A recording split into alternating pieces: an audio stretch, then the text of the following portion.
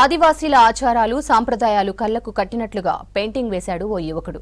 ఆదిలాబాద్ జిల్లా గుడిహత్నూర్ మండలం సోయంకు చెందిన రాము గీసిన గిరిజనుల జీవన విధానం అందరినీ ఆకట్టుకుంటోంది.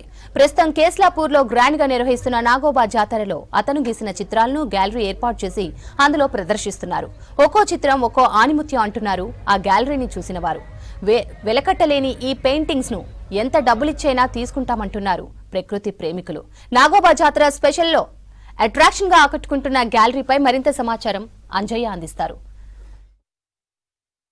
ఆదివాసీ కళాకారులు అద్భుతమైన కళాకారులు. ప్రపంచంలో ఎవరైతే కళాకారులు ఉంటారో వారిని మించిన కళాకారులు ఆదివాసీ కళాకారులు. అలాంటి కళాకారులు నగోబా జాతరలో ప్రత్యేకంగా పెయింటింగ్కి సంబంధించిన ఒక గ్యాలరీని ఏర్పాటు చేశారు. ఆ గ్యాలరీని చూస్తుంటే నిజంగా ఆదివాసీ బిడ్డలకి సంబంధించిన కళ ఇంత అద్భుతంగా ఉంటుందనే ఒక అనుమానం కలుగుతుంది. కానీ ఆ అనుమానం 100% తప్పని ఆదివాసీ బిడ్డలు నిరూపిస్తున్నారు. ముఖ్యంగా ఆదివాసీ బిడ్డలు ఒక్కసారి ఒక చిత్రాన్ని కానీ ఏదైనా ఒక వస్తువుని చూస్తే వాటిని ఉన్నది ఉన్నట్టుగా ఏదైతే అది నిజ రూపం ఎట్లా ఉంటుందో ఆ రూపాన్ని మరిపించే విధంగా తీర్చిదిద్దడంలో వారందరూ ఒక సిద్ధాస్తులు, నైపుణ్యం ఉన్న వాళ్ళు. మనం చూస్తున్న ఏవైతే చిత్రం ఉందో మెస్రం రాము అనే ఒక చిత్రకారుడు అద్భుతంగా తీర్చిదిద్దుతున్నారు, పెయింటింగ్ వేస్తున్నారు.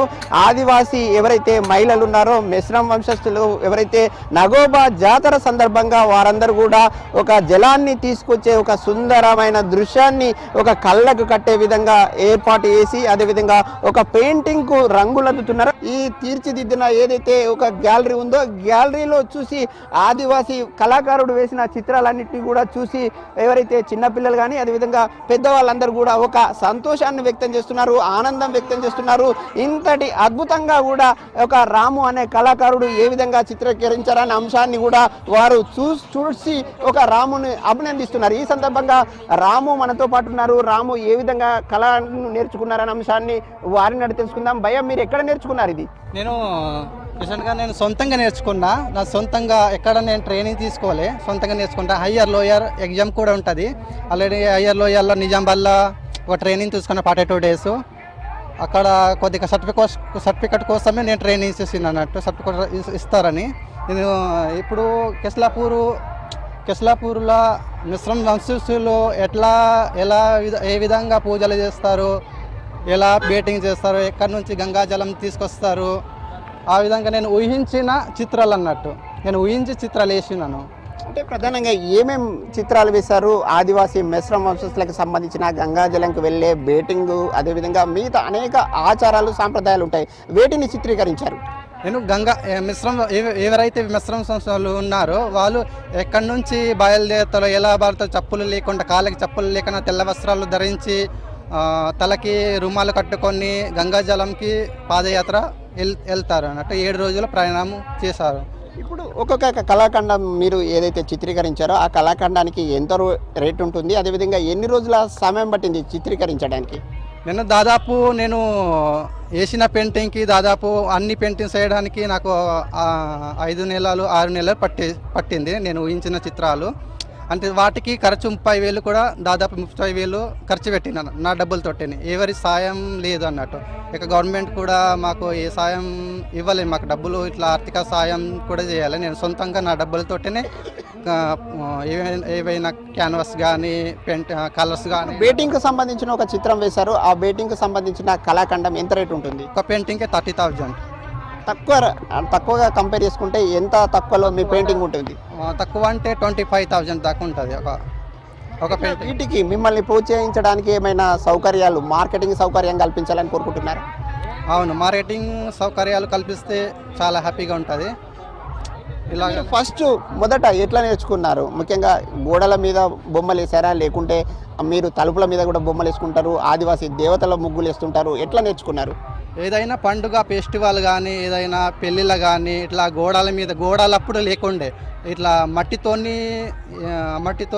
ఇల్లు ఉండే. ఆ మట్టితోని ఏదో ఒకటి సున్నంలాగా ఒక తెల్లటి అది మట్టి ఉంటుందో ఆ మట్టికి నీళ్ళు వేసి ఇట్లా బ్రష్తోని ఏదో ఒకటి మా ఊహించి చిత్రాలు గీసేవాళ్ళం అన్నట్టు. అట్లానే అలా అలా అలా అలా ఏమో గీస్తూ కానీ నాకు ఒక థాట్ వచ్చింది, ఇలా కూడా వేయచ్చు. ఇప్పుడు ఏంటి ఇలాంటి కలర్స్ కూడా వచ్చినాయి, ఈ విధంగా ఇస్తున్నాను ఈ కలర్. ఇలాంటి కళాకారులను ప్రోత్సహించడానికి ఎట్లాంటి చర్యలు చేపడితే బాగుంటుంది? సర్కారు ఏదైనా మా గవర్నమెంట్ కానీ ఎవరైనా కలెక్టర్ గారు కొద్దిగా మాకు ఆర్థిక ఏదైనా సాయం చేస్తే మేము ముందుకు సాగుతాము. ఇది ఇక్కడున్న మెస్రాన్ రాము చెప్తున్నమాట. మెస్రాన్ రాము ఒక అద్భుతమైన కళాఖండాలు గీయడం జరిగింది. ముఖ్యంగా నిజంగా ఎవరైతే మనం ప్రొఫెషనల్గా చూస్తుంటాం, కొంతమంది మేటి కళాకారులని చెప్తుంటాం, వారిని మించిన ఏదైతే కళా నైపుణ్యం మెస్రాన్ రాముకు ఉంది. అలాంటి కళాకారుల్ని ప్రోత్సహించాలని ఆయన సర్కార్ను కోరుతున్నారు. అదేవిధంగా ఇక్కడ అనేక గ్యాలరీలు ఉన్నాయి. ఇక్కడ ఏదైతే ఆదివాసీలకి సంబంధించిన కళాఖండాల్లో అనేక గ్యాలరీలు ఉన్నాయి. అందులో మరొక గ్యాలరీ ఎవరైతే ఆదివాసీ బిడ్డలకు సంబంధించిన పురాతన కాలంలో వందలేళ్ల సంవత్సరంలో ఆదివాసీలు ఏ విధంగా జీవనం సాగించారు, ఎట్లా ఉండేవాళ్ళు, అదేవిధంగా వాళ్ళ జీవన శైలిలో ఏ విధమైన అంశాలని ఉపయోగించేవారు అనే అంశంపై కూడా ఇక్కడ ఒక అద్భుతమైన మరొక ఆర్ట్ గ్యాలరీ ఉంది. ఇక్కడ ఆదివాసీలకు సంబంధించిన ఏవైతే తుపాకీ కానీ ఆయుధాలు, ఎవరైతే ఆదివాసీ బిడ్డలందరూ కూడా ఆయుధాలు ఏవైతే వారు అడవులకు వెళ్ళిన సందర్భంగా కానీ అదేవిధంగా వేటకు వెళ్ళిన సందర్భంగా కానీ వాళ్ళు ఆయుధాలు ధరించేవారు. ఆయుధాలు కూడా ఇక్కడ కనిపిస్తున్నాయి. అదేవిధంగా ఆదివాసీ మహిళలు ఒక సుందరంగా ఎవరైతే అలంకరించుకుంటారో అలంకరణకు సంబంధించిన సామాగ్రి ఉంది. వాటికి సంబంధించిన వెండి ఏవైతే ఆభరణాలు, అదేవిధంగా మిగతా ఏవైతే ఆదివాసీలు ప్రతినిత్యం జీవన విధానంలో ఏవైతే వస్తువులు వినియోగిస్తామో ఇవి ఆదివాసీలు ముఖ్యంగా ప్రతినిత్యం ఏవైతే పదార్థాలు తయారు చేసుకుంటామో రోకలు కానీ అదేవిధంగా మిగతా పరికరాలు కూడా ఇక్కడ ఏర్పాటు చేయడం జరిగింది. అదేవిధంగా ఆదివాసీలు గుస్సాడి సందర్భంగా ఎవరైతే వారు గుస్సాడి వేషాలు వేస్తారు, దండారి సందర్భంగా గుస్సాడి వేషాలు వేస్తారు. ఈ సందర్భంగా గుస్సాడి నెమలి పింఛం కూడా ఇక్కడ కనిపిస్తుంది. వాటితో పాటు ఆదివాసీ బిడ్డలు ఏవైతే పశువులు ఉన్నాయో ఆ పశువులను కూడా దేవతలను ఏవైతే బసవర్ణలను దేవుళ్ళగా కొలుస్తారు, ఆ దేవుళ్ళకి సంబంధించిన ఏవైతే గజ్జలు కూడా ఇక్కడ కనిపిస్తున్నాయి.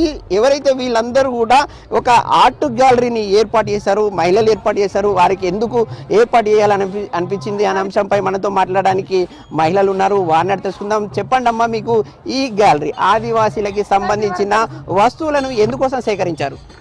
సార్ మాది DK arts and crafts items అండి. ఇక్కడ మేము మెయిన్గా ఆదివాసీల ఐటమ్స్ ఎందుకు అంటే వాళ్ళు యూజ్ చేసే ఐటమ్స్ ఎందుకు సేకరించినామనంటే అంతరించిపోతున్న ఆదివాసీ సామాగ్రిలు కనుమరుగైపోతున్నాయి. అంటే పూర్వీకులు మాత్రమే వీటిని యూజ్ చేసేవాళ్ళు. ముందు వచ్చే తరాలకు మెయిన్గా ఇవి కనబడట్లేదు, ఇవి కనుమరుగైపోతున్నాయి. వీళ్ళకి అంటే భవిష్యత్తు తరాలకి ఇవన్నీ ఇలా ఉంటుండే అనేది ఒక పుస్తక రూపంలోనే తెలుస్తుంది. వాళ్ళు యూజ్ చేసే అంటే చైన్లలో కానీ లేకపోతే దేవుళ్ళల్లో కానీ లేకపోతే పనిముట్లు కానీ ఆయుధాలు కానీ ఇలాంటివన్నీ ఇప్పుడు ఏంటి నవే జనరేషన్లో ఇప్పుడు కొత్తగా వచ్చేసినాయి, అన్ని ఆర్టిఫిషియల్గా వచ్చేసినాయి. సపోజ్ మీరు అన్నట్టుగానే ఇలాంటి చూడండి, ఇది ఏమన్నారు మీరు వడ్లు దంచడానికి రోకలు అని అన్నారు. ఇప్పుడు మొత్తం ఏమొస్తున్నాయి, ఇప్పుడు గ్రైండర్లు కానీ లేకపోతే హల్లర్లు కానీ అలాంటి మిషన్స్ యూజ్ చేస్తున్నారు. కానీ ఇలాంటివన్నీ కనుమరుగైపోతున్నాయి. ఇలాంటివి ఉండే అని చెప్పడం పెద్దలకి పూర్వీకులు మాత్రమే తెలుసు.